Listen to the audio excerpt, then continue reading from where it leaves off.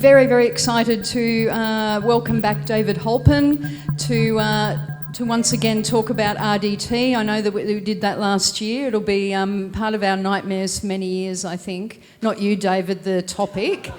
David Heilpern also was one of the speakers, among the first MardiGrasses. So it's really also exciting that we've got speakers who have endured and remain supporters and long-term advocates for drug law reform over many decades. I'm sure you probably think you could have done much better things with your time. But anyway, that's the reality of the lives that we've lived. And thank you very much, David, for coming back again. And of course, David has now retired. So it means that he's able to be heaps more outspoken than he has been. And yes, so basically, thank you very much for coming and taking us through the RDT experience. Thank you. Welcome, everybody. What a privilege and an honour it is to be back at MardiGrass. I did indeed speak in this very hall, in this very spot, at the very first MardiGrass. And the day before that, I had been at the Nude Ain't Rude rally in Byron Bay. Who was there? A couple of people. So we were fighting for nude beaches in Byron Bay because people were getting arrested for just doing what we in Nimbin had been doing for years and years, which was getting our gear off and jumping into the water. And I was pretty bored with representing people charged with that offence. So we had a Nude Ain't Rude movement and rally. I wore a long T-shirt and nothing else. The protests were successful because the council and the government allowed there to be a nude beach. But during the biggest of those protests, we arrived back from the beach at Belongil to our cars, only to find that every single one of them had been locked on with locks by the police, who had found faults with the vehicles, making them unsafe to drive. And we all then had to, including me, they put a big sticker across I'm getting somewhere with this, believe me. They put a sticker across the windscreen, and we had to go and prove that the repairs had been done before we could move our vehicles, and et cetera, et cetera. And what was that really about? That was about a police tactic to punish people for protest. That was about an attempt to stop people exercising their rights to protest about something that was close to their hearts. And it was using road safety as a mask to cover up what was their ultimate motive, which was they wanted to keep exercising their powers over people's swimming naked.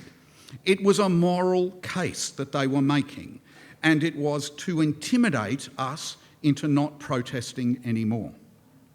I reflected on that as I drove through Gormangar this morning, was pulled over and was drug tested.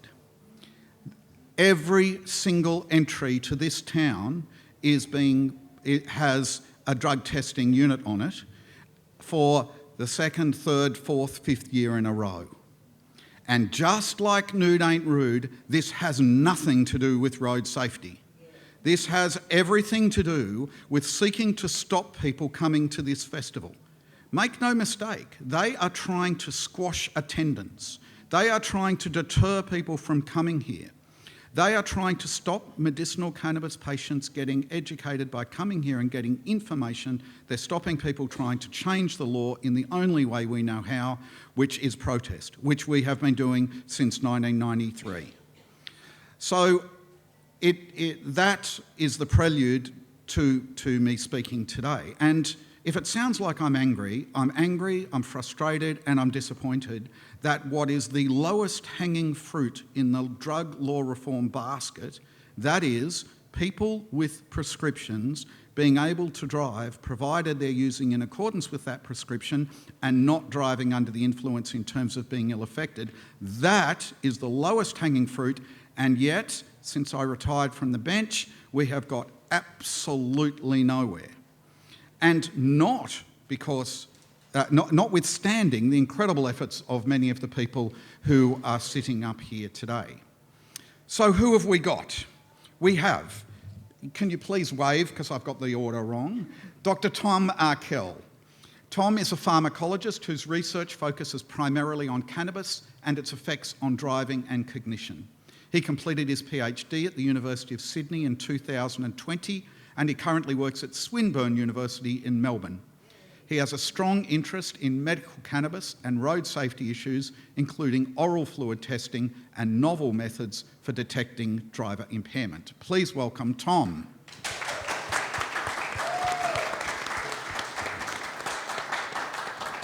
The next name I saw was myself. I'll skip that. Steve Bolt, waving please.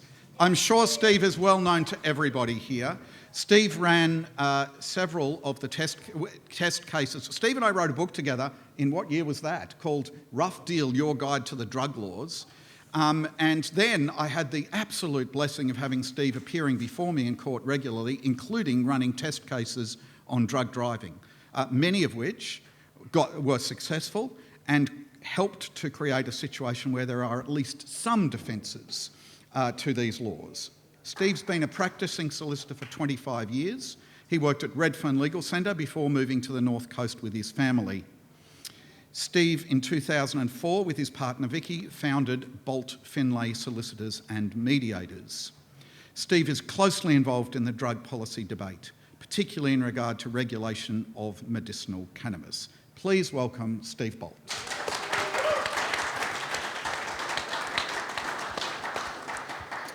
Drive B. Mohamed. B is an advocate for Harm Reduction Australia and previously the Patient Advocacy and Stakeholder Manager for Canopy Growth, one of the world's largest cannabis companies.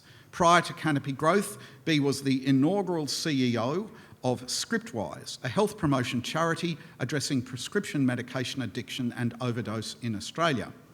B is passionate about patient advocacy and working towards better drug policy, which is why she's the Drive Change Campaign Coordinator. Please welcome B.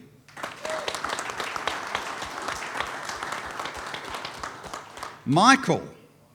I don't know how many of you were here earlier this morning and heard Michael's absolutely brilliant paper. It was just fantastic. And I have a very low attention span unless I'm speaking, but it was really riveting.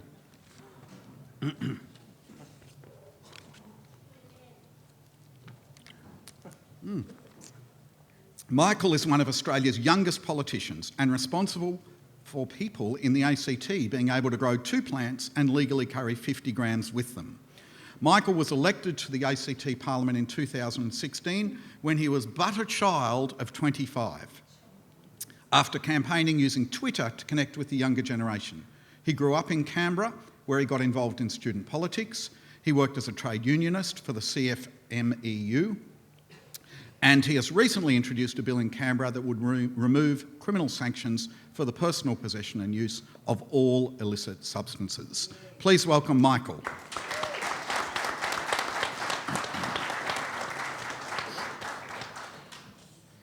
Cate Faehrmann, I'm sure, is well known to most of us because she is a regular participant and attendee at MardiGrass and a long-standing New South Wales Greens politician.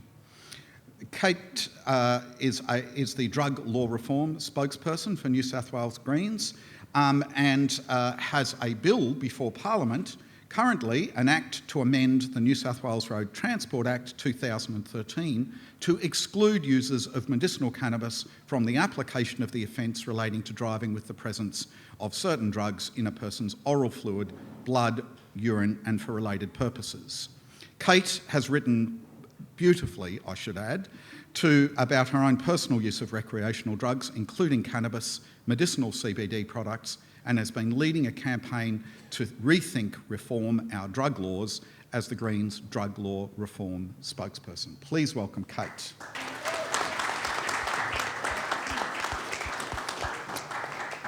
So, I thought I would just, I actually wanted to ask Michael a question first, which is, there's been I primed him, I warned him, and that is this. The ACT is our beacon of hope in Australia at the moment.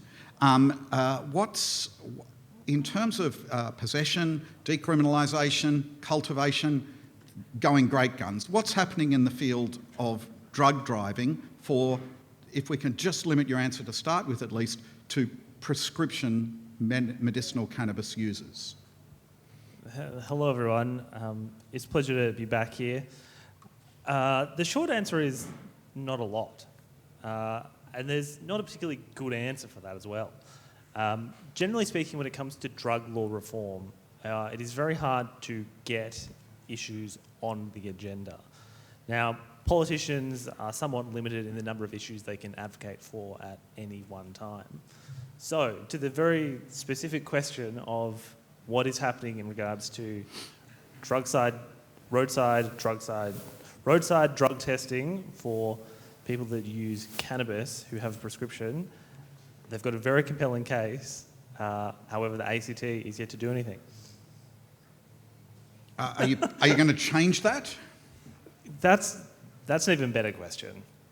And I've got a somewhat, I think, complicated position in the political debate, in that I have led the charge on many issues in this space.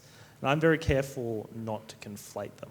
So one of the constant issues I experience as a politician, in that a lot of the reforms that I've kind of advocated for have been relating to the recreational use of cannabis, generally speaking. That's not to say that people don't use recreational cannabis for medicinal purposes, but I'm very careful not to conflate the two, because there are many people that are using cannabis for medicinal purposes, and I think they are not well served by people kind of assuming that that use is the same as recreational use. So I don't normally spend a lot of my political capital as a politician in that space, but there are lots of progressive politicians that hold the exact same view of this issue as I do, and I think they have the capacity to bring this issue forward as well. Okay, thank you. B, where do you think we'll be, say, in 1 year, 3 years, 5 years in this space? Sure, I mean, we did have a discussion about this on the drive-in, but I'm just personally hoping in a year's time this panel won't be sitting here having this discussion again, to be honest, and I'm hoping that, we've got 3 states that have a very decent bill, and I would hope that one of those states would actually get across the line and, it will lead to a domino effect. My day-to-day job is a head of patient advocacy at Astrid Dispensary, so it's a medicinal cannabis dispensary based in Melbourne. And personally speaking, I am sick of patients being subjected to these laws, and people don't really see the effect that it has on their lives. So they go through so much to access these medications financially, as well as just being able to get to a doctor. And once they've stabilised on these medications, all it takes is actually being at the wrong place at the wrong time. And I've had a few patients lose their jobs because they're truck drivers or they have to drive for work. So this really needs to end. So in a year's time, I'm hoping we will have some states with medical exemptions for patients. And in 3 years' time, I really hope that the discussion for road safety is actually about road safety, and we stop punishing people for the presence of THC. Thanks for that. And of course, there is one state that already does have an exception for those who are using in accordance with their prescription, and that is Tasmania. Tasmania has, for many years, had a defence to the charge of drive with a detectable level of THC in your saliva, and that is if you have a prescription and you're using in accordance with that prescription. Interestingly, and not many people know this, in New South Wales we also have an exception for one prescription drug for detection level, and that is morphine. If you are using morphine in accordance with a prescription, not even that, if you are using morphine for legitimate medicinal purposes, you have a defence if you have a detectable level. Of course, it's pretty bizarre because they don't actually detect for morphine in your saliva, but nevertheless, the defence sets a stage. But yes, let's hope we have something like that. Tom, could you tell us what's some latest and exciting thing that's happening in the research field? Well, we just recently finished a study for Department of Transport in Victoria there's only bits of it that I'm able to talk about, but I will present some of that data tomorrow morning. I suppose one of the key findings from that is that about 1 in 5 roadside drug tests were coming back positive the next morning. So someone that had come in, they'd presumably used the night before, they came in, we did a drug test before they went ahead and took their medication that day, and about 1 in 5 coming back positive. A few differences depending on whether it was vaporized or oral. We published something a few years ago showing several issues with a couple of the devices that are being used for roadside drug testing, and those were very consistent with pretty much every study that's ever been done on them. And it's not so much that the devices themselves are not very good, although that's also true. It's really the oral fluid is a really tricky matrix to work with, and it's particularly bad for THC. So I guess my sense is that we kind of know all that we need to know about this, about oral fluid testing, about the relationship between oral fluid THC and impairment, about reliability of the devices. We have all that information there. It's turning that, I suppose, into something practical and giving that to the right people and getting them to shift their thinking a little bit. And I have no idea what it takes to make that happen. I really don't. Thank you. And in terms of the research, I know, what time are you talking tomorrow morning so people can come along? 10:45, I believe. Great. And I'm sure that will be riveting. And people are really keen. The question I get asked more than any other, and I know you're probably sick of answering it, is the how long question. How long after I smoke, use, whatever, cannabis, am I going to be able to be detected when I drive from Lismore to Nimbin at Gulmingar? There's no number I can give you. There's no simple answer to this. For someone, it might be 2 hours. For someone else, it might be 12 hours. For someone else, it might be longer than that. For someone else, it might be 6 hours. It's really tricky. There's no simple explanation sort of for that at all, and it can really differ quite dramatically between people. In the study that we just finished, I noticed there were a few people that were testing negative at 1 hour, but then positive at 2 hours. So, in other words, drive quick. Well, they had lunch in between. Yeah. They had lunch in between 0 and 1 hours. And they hadn't had anything to eat or drink 10 minutes before the test, which is as per the device instructions. But I thought that was so bizarre as I was doing it. I thought, oh, this is going to come back negative, and then an hour later, the same person, lower THC levels in the oral fluid, but then that test is coming back positive. So there's no simple answer to this. For most people, realistically, it's probably just a couple of hours, but there clearly are cases where it can stick around for a lot longer than that, and it's impossible to predict it. Is there any evidence anywhere that people who use medicinal cannabis according to their prescription increase road trauma? Not really. There's some data that's beginning to emerge from the US and Canada, and this is coming out slowly, and it'll probably take a few more years before we can really see clear trends and patterns in the data. There's been a couple of registry studies with Sativex. These are just self-reports. It's not really super strong data, but they generally suggest either no change in driving ability or in fact that people are more likely to show an improvement because of a reduction in spasticity with multiple sclerosis. But I think it's the US and Canada is where we have to look for that data. The hard bit is that the medical and recreational, if you want to call it that, are very much conflated, and so it makes it difficult to really single out those medical cases alone and see what impact that's having on road safety. Some data suggesting there has been an increase in traffic accidents. Some states where there hasn't been any change at all, some where there's been a reduction. So the data is a little bit all over the place at the moment. I think really it takes quite a long time to really see patterns like this emerge. You can see things after 1 or 2 years, but they could be artifacts, and you want to be sure that what you're seeing is actually, not just a temporary or transient change, but really a pattern over time. Okay, thank you very much. Steve, could you maybe detail for us the sort of impact this is having on your clients that you see on a day-to-day basis and that you appear for in courts? It's still a frequent occurrence. The recent changes a year or two ago, recent in lawyer thinking, changes now mean that if you've got a reasonably good traffic record, first offence you get a fine, $345 I think, and an automatic 3-month suspension. So a lot of people are just saying, I'll take the 3-month suspension, pay the fine, and away you go.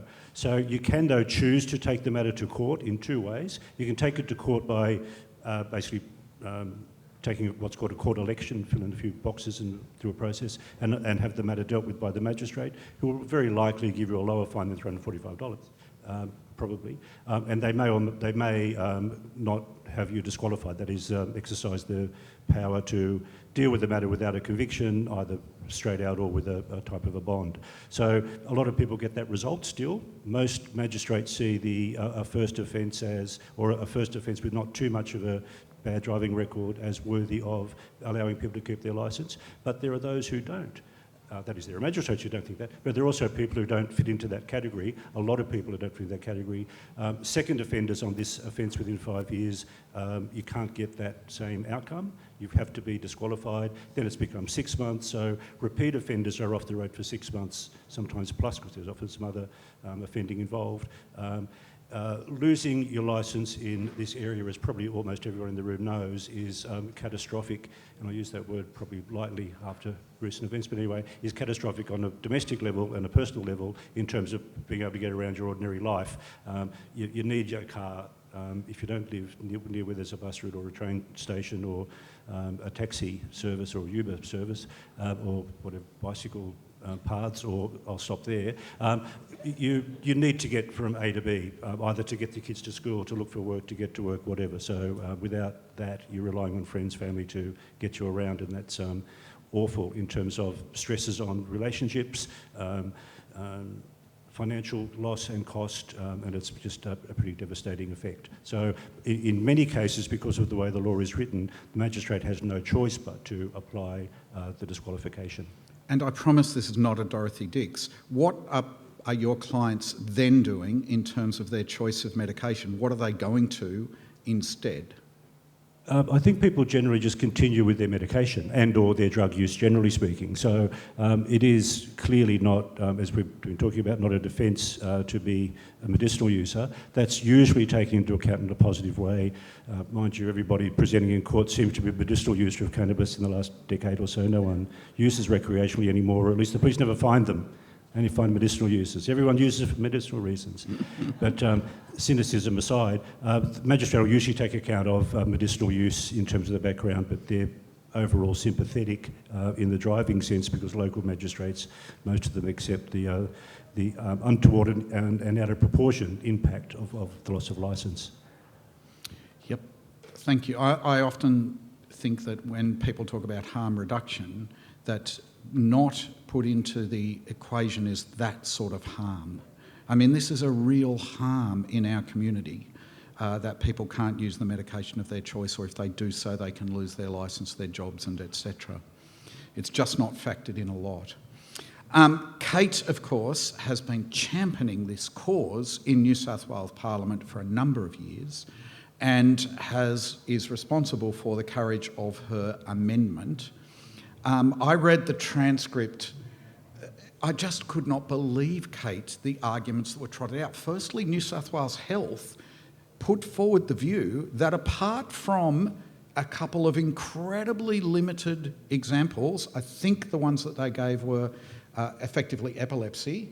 Apart from epilepsy, there is no evidence that medicinal cannabis is useful for anything, and therefore drug driving, these laws are unnecessary. Is that about what New South Wales Health position was? Yes, that's Go right. figure. Is that working? Yes. Yeah, they were outrageous, actually. This was, the government has their health bureaucrats. This is for the inquiry into the bill that David mentioned. So they have their health bureaucrats. They were kind of okay. They did kind of essentially admit that if something like this exemption passed, it would kind of negate the need for roadside drug testing all round in some ways. It would prove very difficult to continue that the whole regime, which is like amazing, excellent, let's pass the bill.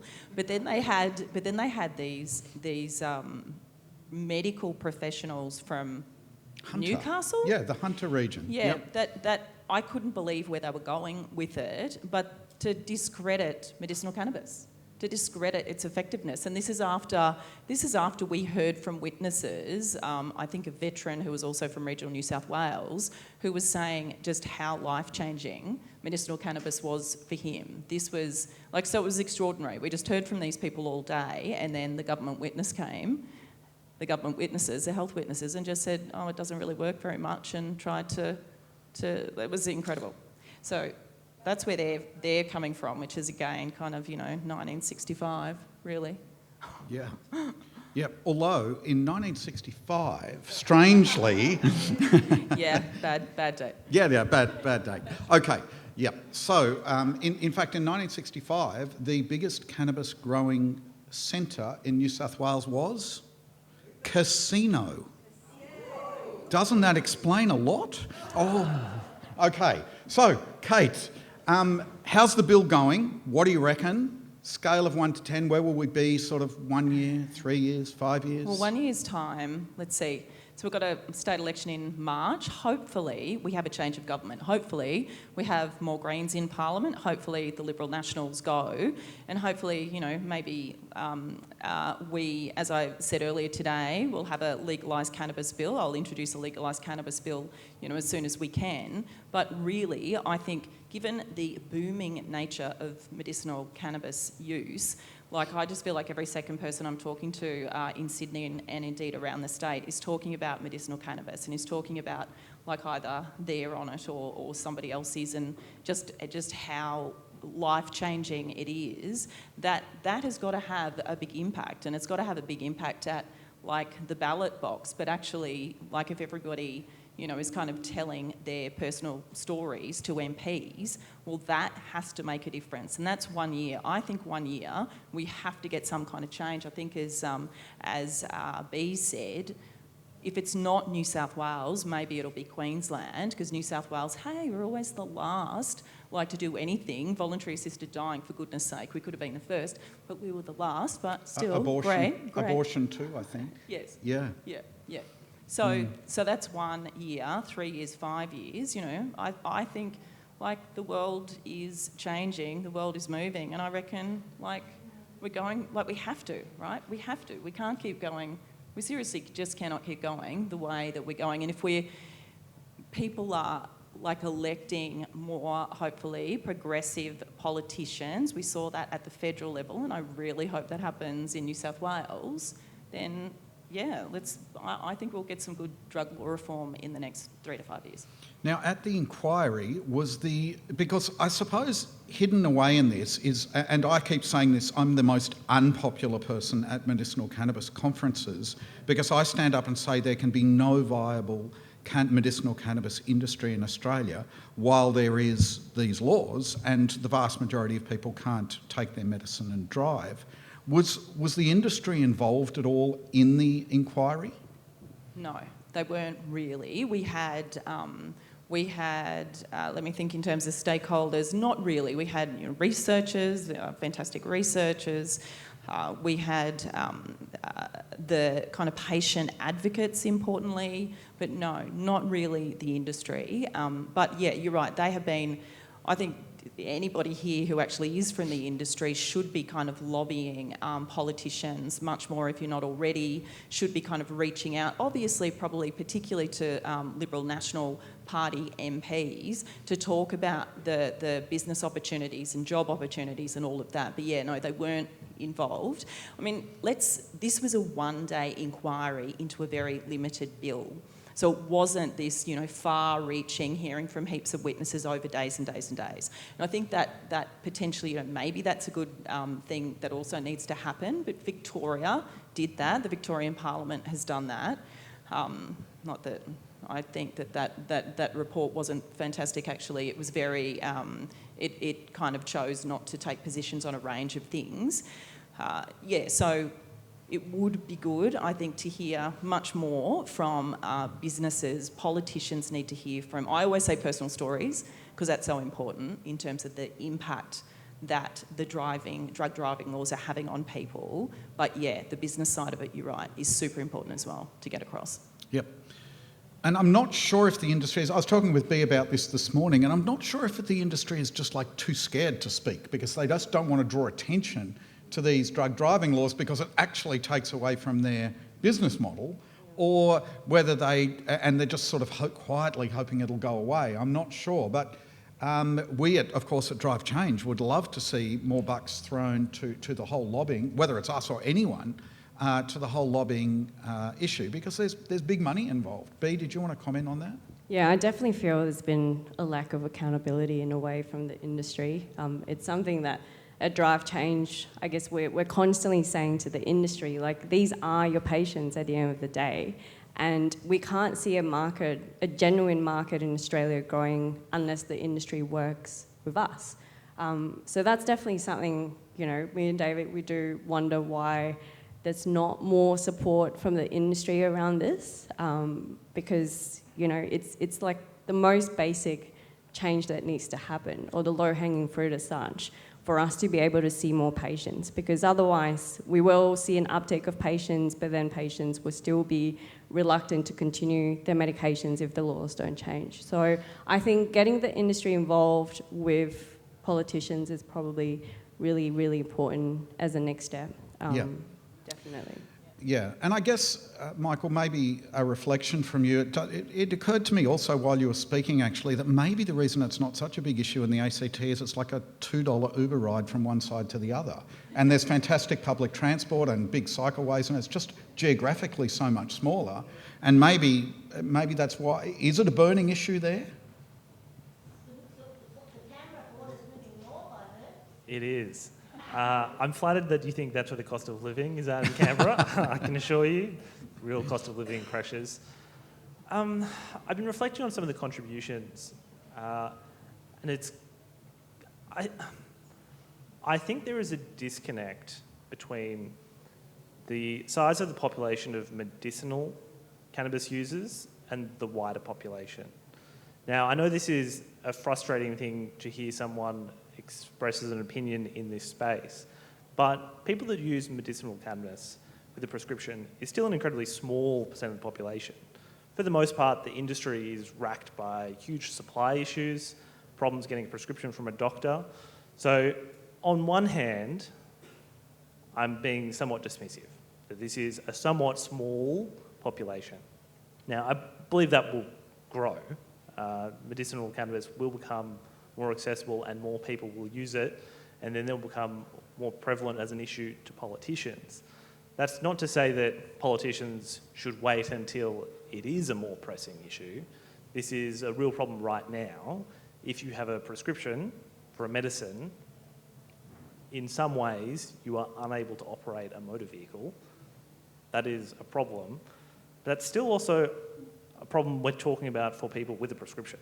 For people that use cannabis in a recreational sense with no prescription, we need to come up with a solution so that our roadside drug testing is not simply about detection, but impairment. Yeah. Look, I'm a bit of a controversial politician in Canberra.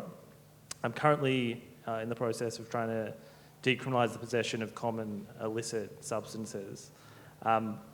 Because of that reason, I'm quite singularly focused on the issues I talk about. Now, I'm very cognizant of the role I have as a parliamentarian, as a politician, and someone involved in public policy debates. I'll tell you this for free. Me coming out in favour of some of these things and advocating for them will actually be detrimental to some of the other issues that I'm currently trying to advocate for. So I hear many of the points being made here today. I think they're very wise observations, and I think there are some smart things that can be done right now, but there is also a larger issue about detection versus impairment, and for that question, we still don't have a particularly good answer. Now, there are academics that are doing that work. I'm sitting next to one, and he's doing a very good job of getting politicians, policymakers, better information. So hopefully we can make those better laws that extend above and beyond people that have a prescription. Yep. I suppose my response to that is that I'm beginning to formulate the position that being able to successfully detect impairment is a diversion from the main issue if we have other places where this law has been minimally changed and there's no negative response. Like, let's imagine hypothetically that Tasmania for the last 5 years has seen no increase in its road toll as a result of this change, and that in every other way they're the same as the rest of Australia. Now, if I'm saying that hypothetically, but if you can show that, then we actually don't need to get into the whole impairment debate, because we've just got this, it's like Portugal on drug law reform. You know, we don't actually need to prove much because we've got a real living, breathing scientific experiment called Portugal, where there's less, you know, young people using, there's less deaths, there's less this. Same as Tasmania or some of the states in America that Tom was looking at. But that's the position I'm moving towards. But that way, I think the detection and impairment debate is a bit of a diversion. I don't know what other people think about that. Tom? I think it depends whether your focus is on changing laws for patients or changing the whole roadside drug testing program more generally. And I think that latter option is not really an attainable short-term goal. I can't see that happening anytime particularly soon. There's more and more tests every year, and police and the road safety bodies are being pretty firm on that. Yeah. Whether you think it's right or wrong, that's unfortunately the way it is. But if the issue is...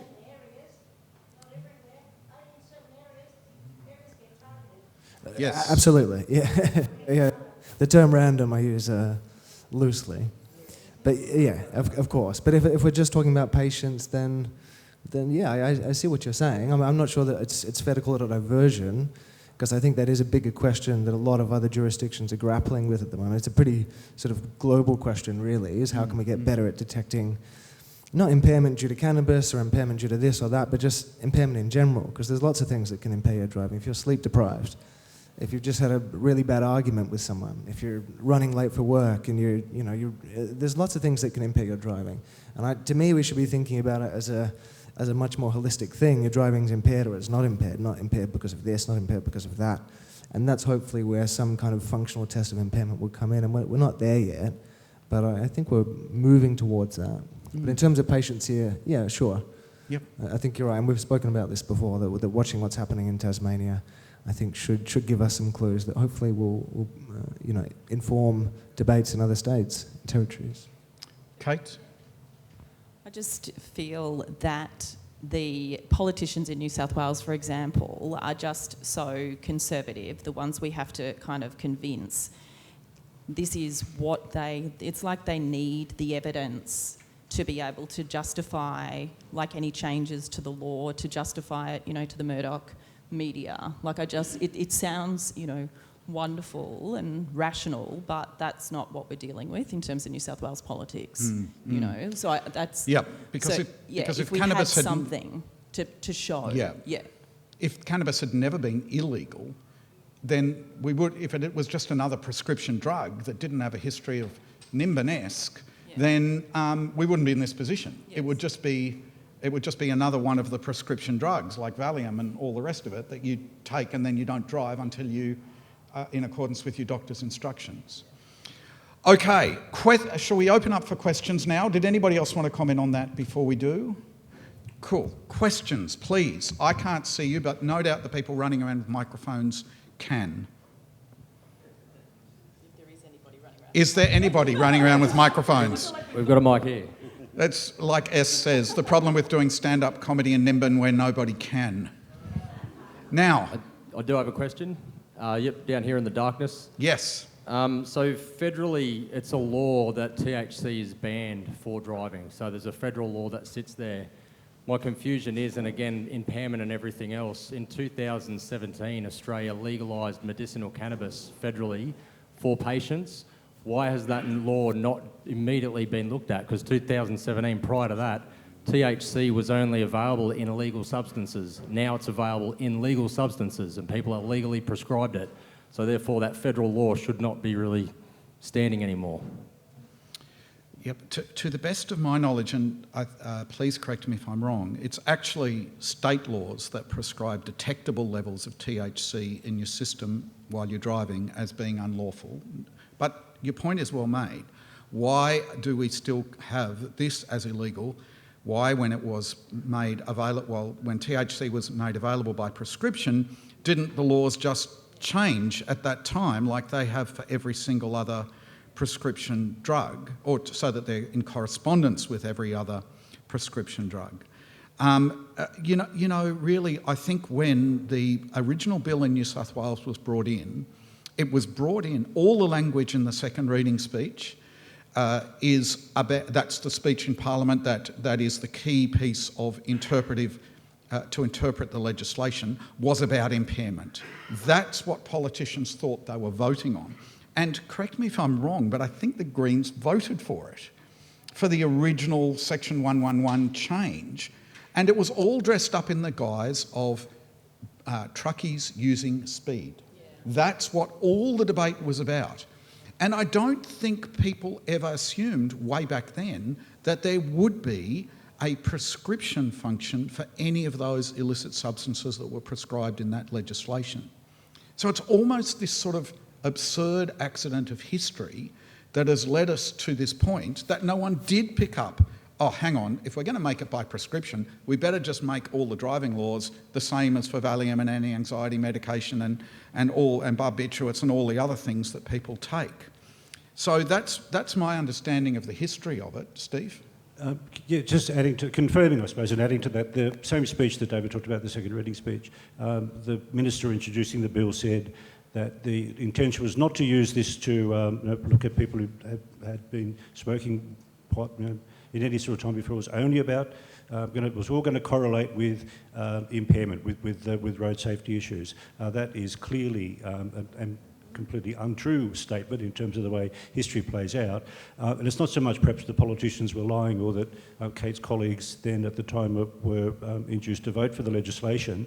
It's more that once you give the police a power, you've made probably a big decision to give police a power, put it that way. Once police have power, have authority, inevitably history shows that they will use that authority, that power, and things will expand to fit the available space in terms of police budgets, etc. It's just a kind of, don't really all conspiratorial, it's more a kind of corporate sort of thing about police in particular and their mindset and mentality and their organisational culture that they like to grow and they like to certainly maintain their patch and increase their patch whenever they can, including the powers to interact, shall we say, but certainly deal with members of the public.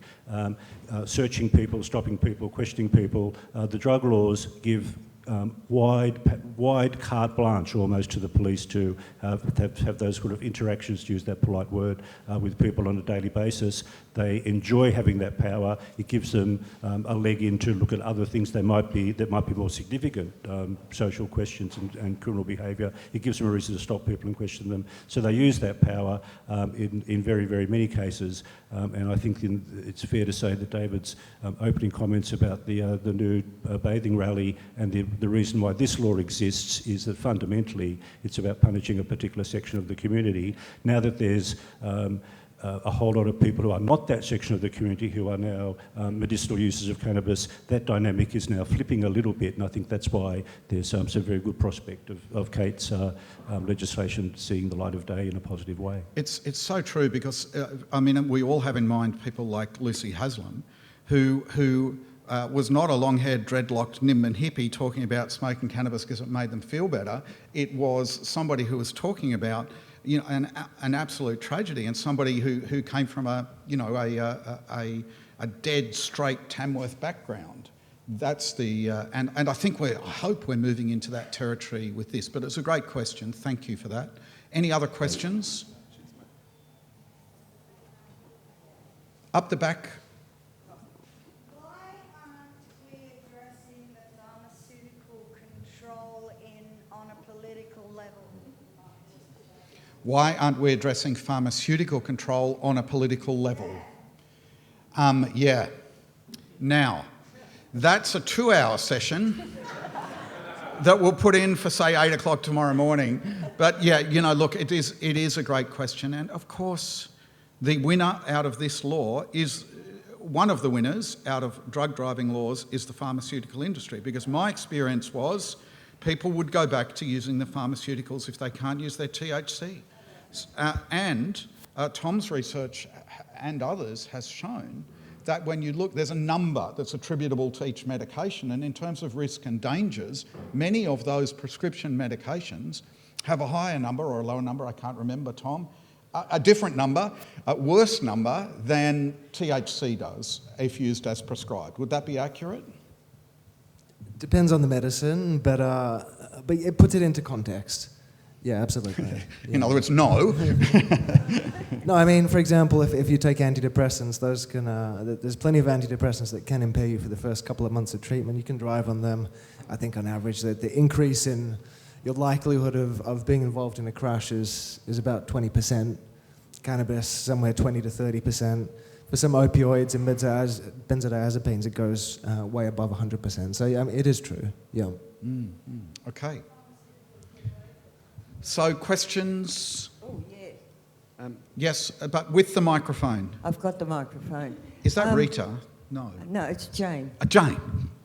I think you can help me with this. I was a registered nurse for 46 years, and one of the anomalies in our drug books, S4 and S8 drugs, every drug in Australia is in those two books except marijuana. It was never classified as an actual drug, which makes it very difficult for nursing staff if you're actually handling it from a patient.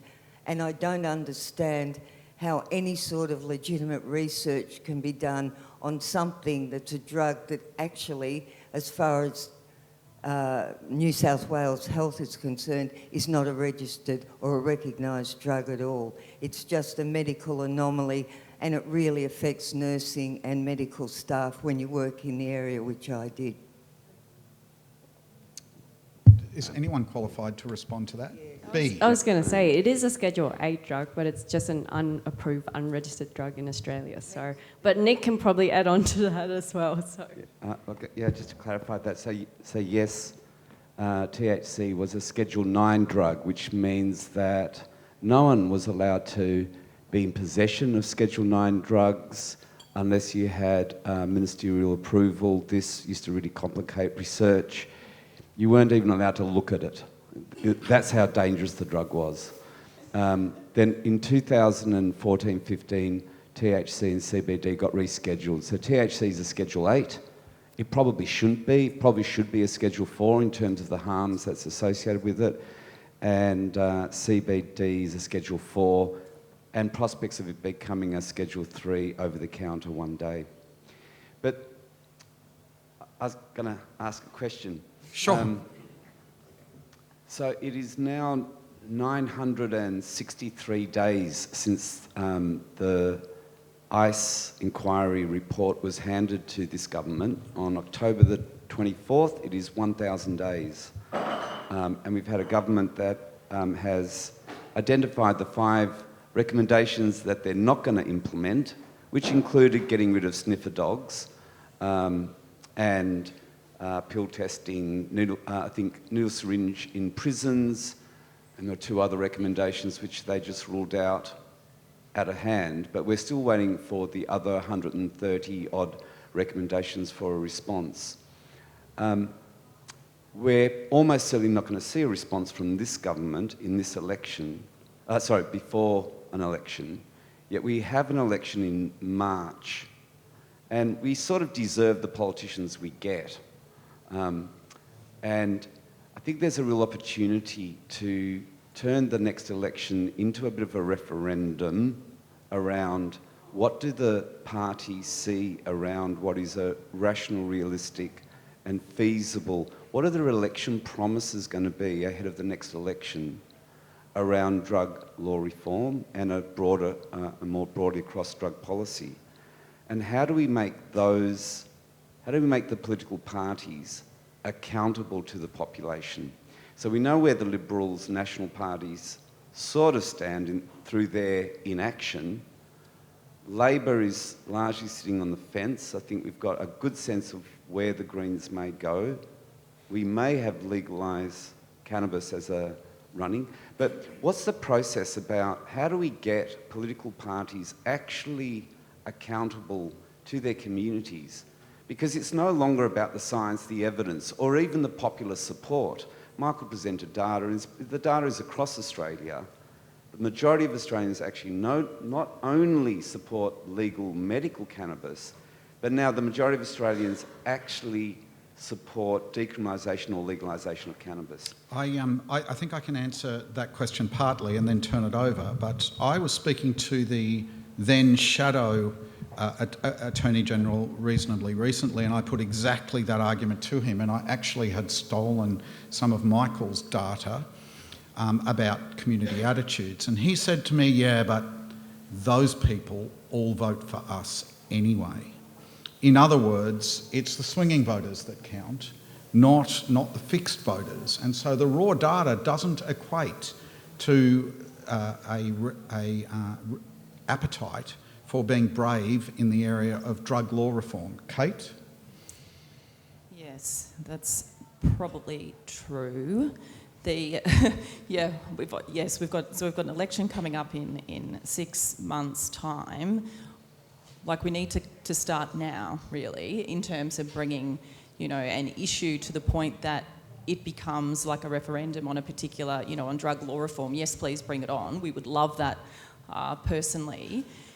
It kind of has to start now, and I agree with you in terms of the type of people that we have to, appeal to. And I do think it is this growing use of people who are particularly, taking medicinal cannabis. I think that's extremely interesting in terms of the kind of very mainstream aspect of the people who are, elderly women, for example. I just spoke with somebody whose mother is taking medicinal cannabis for a terrible bowel condition.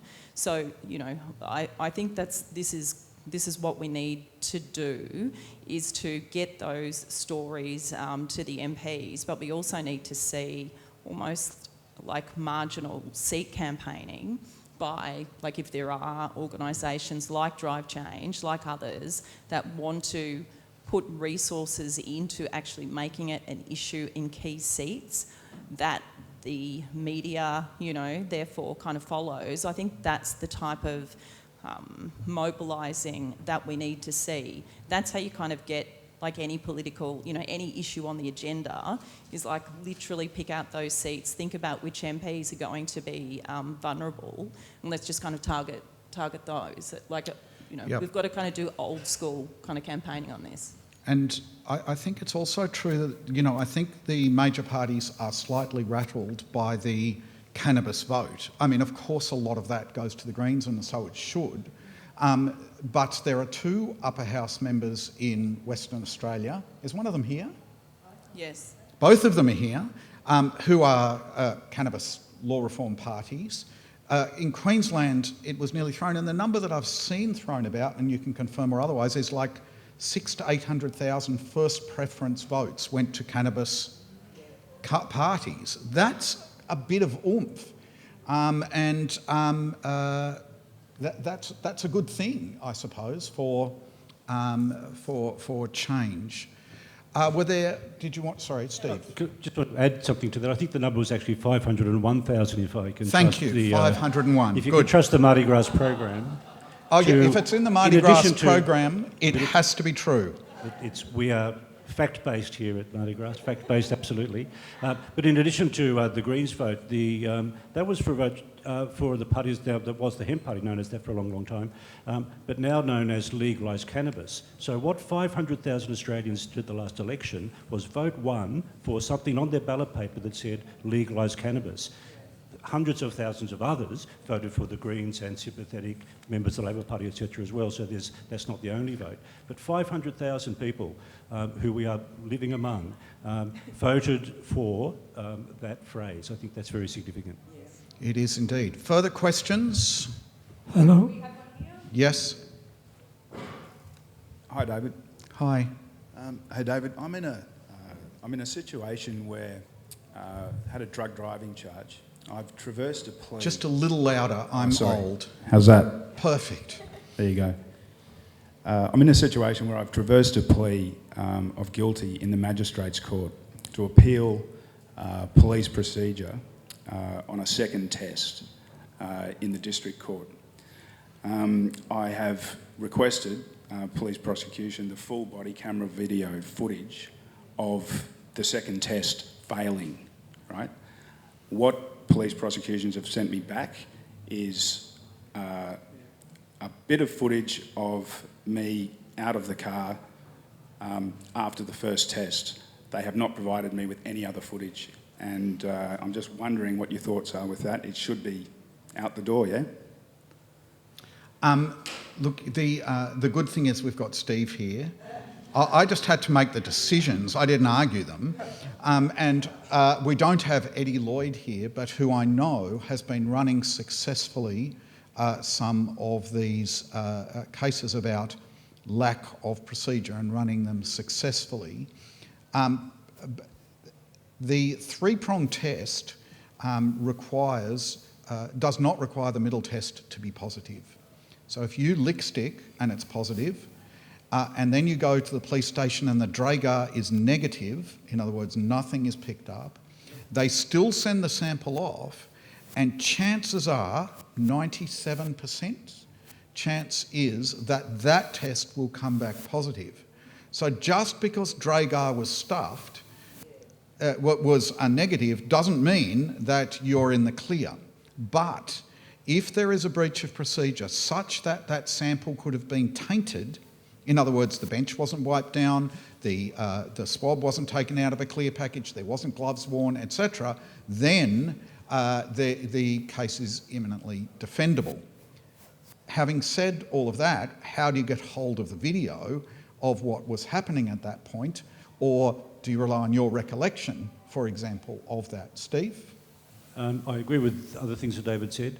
Well, that's a first. Which is not really the close to first. So it's really about the police power to have that sample. In a technical sense, the sample that they get back from the lab, which is very likely to be positive, is the evidence. That's the real evidence. So if there's something improperly obtained about that evidence, then you've got an argument that it should not be received. That's a discretion, is that word again we're using a bit today, a discretion on the part of a magistrate under the Evidence Act whether to allow improperly obtained evidence. In a case involving presence of a drug in a driver's saliva, it's not a murder, it's not a kind of serious sexual assault. More likely than not, that wouldn't influence the magistrate to allow the evidence in. In more serious cases, they're more likely to allow it in. So, you'd have an argument. But it's one thing to say that theoretically. They don't have to do too much right to have lawful possession of your saliva sample to send off to Lidcombe. Cate got tested last year. It was you, Cate, who got tested and they weren't wearing gloves. They weren't wearing which gloves. is in breach of the protocol. Yeah. Sadly, she was negative. So, we didn't get to test her. I still tried to actually get every single test that was taken over that weekend and that was positive ruled out, though, and dismissed because the police officer that took my test wasn't wearing gloves. We tried, but the police minister just went, "You've got to be kidding." It's a good argument. I like the argument.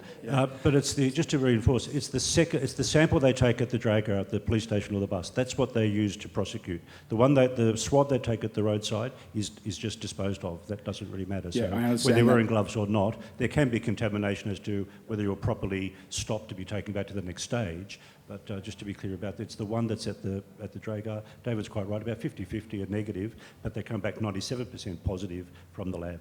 And even though, like in the standard operating procedures, it says that the police must wear gloves while conducting the tests, the police minister, when I asked him about this in budget estimates, just kind of went, "Oh, no, you don't really have to abide by that all the time," even though they're literally the standard operating procedures that said police must wear every single time they conduct a test.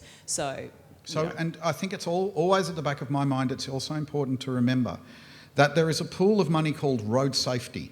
This is designed to save people's lives, like black spots and fencing and lighting. Then there's a pool of money called the police budget. Every single test that is done involves a transfer of money from road safety to police. So, and to the best of my knowledge, New South Wales is unique in that. But is it any wonder that, I mean, they literally have a budgetary, I don't mean individually, but a budgetary motive to continue as it is. Sorry, you hadn't finished your question. Yeah, sorry, David. My question's more kind of a bit down the track rather than, oh, well, it's on the testing. And also my formal request on appeal for this body camera footage. How can the police selectively provide body camera footage that supports their case and selectively not provide body camera footage that supports, well, supports my case? Is it a subpoena that you issued? Yes. Yeah. Well, they can't, is the short answer. They have to so comply that should with just the be out. subpoena. Judge should just kick that out. They have to comply with the subpoena they have to comply with the subpoena. All material has to be provided. Okay, well, I put that to the judge, to the district court judge, in the last time that I saw him, and it's bumped up now to another 2 hearings, one in October and one in December. I'm a bit baffled. I'm baffled. We're all baffled, and non-compliance with subpoenas is a serious criminal offence. Yeah, this is the second time that this has happened to me. I'm fighting another matter in Magistrates Court where I have asked for evidence formally that proves my innocence or goes towards my innocence, and it's been selectively denied me. I can only say that if a subpoena is issued by the court and it's not complied with, it's a serious criminal offence, and it should be reported A, to the judicial officer, and B, and don't laugh, it should be also reported to the police. It's a crime. Well, you try reporting that to police when they don't want to hear you. I know. Yep. Very difficult. So Yes, you could make a complaint to the Law Enforcement Crime and Conduct Commission. Good point. But short answer is that non-compliance with subpoenas is viewed by judicial officers as being extremely serious. And non-compliance with judicial instruction? Indeed. Yeah. Very serious. Because the judge, in the previous time that I saw him in the district court, he ordered police prosecution to provide. Like I said, it's viewed very seriously. I don't know that we can take it much further, except to say that, obviously you're between a rock and a hard place. I'm sure that non-compliance is a serious criminal offence, and I just don't see how I can take that too much further. Thanks. Thank you. Any further questions? Yes, up the front. I hope this isn't too far off the wall, but I want to go back to the actual technique of testing for a viable test for impairment. Everything that's going on seems very intrusive and complicated chemically and physically. Why is there not research into something using gaming technology, incredible advances in digital technology for games? Why is there not a test that has a sort of a console and screen to test for actual driving ability on the spot? I can throw that to Tom because there's software, there's things on your phone, for example, that they're using in some places in America. What's that called, that program? Do you remember, B? We looked at it. Yeah, my mind has faded, but do you know what it's called, Tom? You're not talking about the Druid one? Druid, yes. On your mobile phone. I don't think it's really being used anywhere officially yet. Right. I could be wrong. But it works. It makes you follow the numbers, and follow prompts and responses, and then rates your responses in terms of impairment, almost like the digital form of walking along a straight line, and doing this sort of thing. Yes, but I'm sure there could be something much more directly related to your driving ability. Tom? In a console form. It is pretty directly related to your driving ability. The problem is, what do you compare the score to?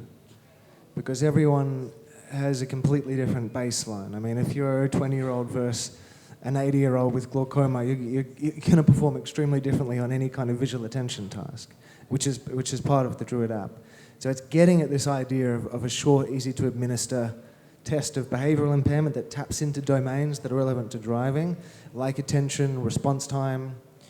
But I think the question with this and similar things is, what do you compare someone's score to? Unless you have a baseline for someone and you know how they perform normally, it's more of a self-use tool. It's someone more... who's giving you a driving test on the street when you first learn to drive, who do they compare? What do they compare your driving You then get ability older. to? You get older. You may be tireder.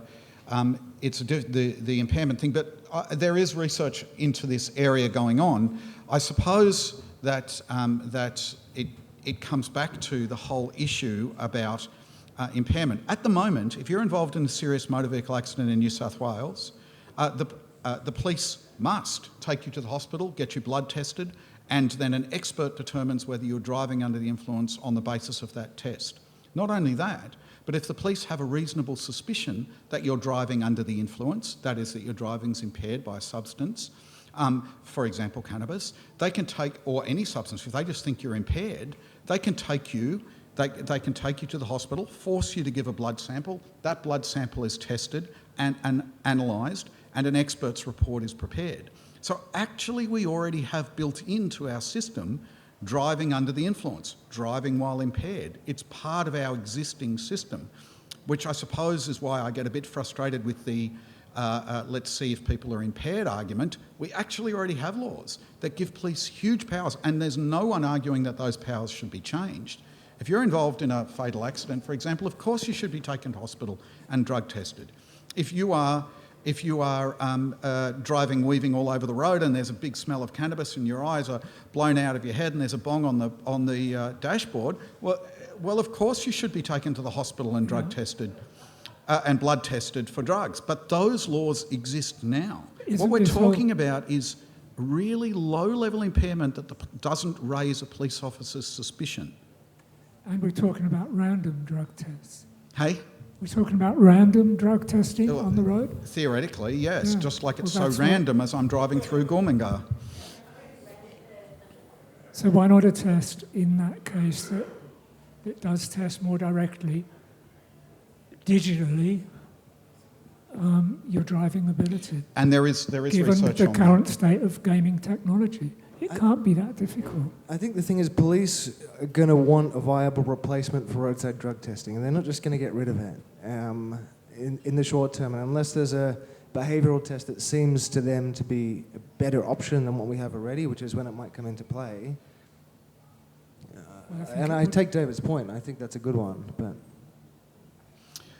yes. Enough. Any further questions? If I may, 2 questions. One is, what will it take to bring the police into the law? What will it take for the police to stop being a force and start being a service? Number 1. And number 2, I know there's 2 politicians here. What is the best way to say to a politician, I need you to look closely at cannabis law reform? I've done that with you already, Cate, once in the past.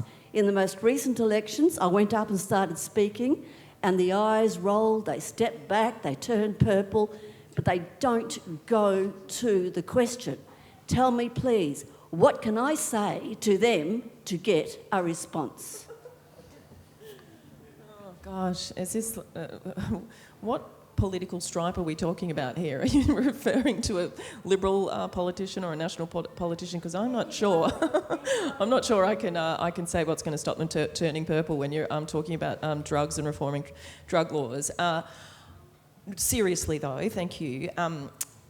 I think corresponding via writing in terms of emails on their Facebook pages, on their social media pages, commenting about your particular situation is always very, very useful. Phone calls, emails and letters, they actually do make a difference.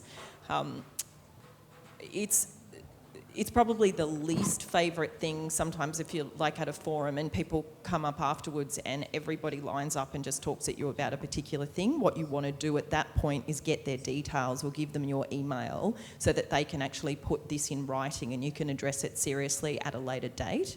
So if you're talking about just chatting to, like, stopping politicians in the street, they probably will give you a slightly less welcoming reception than if you actually emailed and put your story down. And I can't stress enough the power of personal stories. I cannot stress enough how it impacts you, how it, if you can't drive, if you're having to choose between, the medicine that works and going back to, prescription drugs with all these different side effects. I can't stress how much you should do that. So my advice would be to a carefully worded, lovely, respectful email to whichever politicians you want is probably the first thing to do.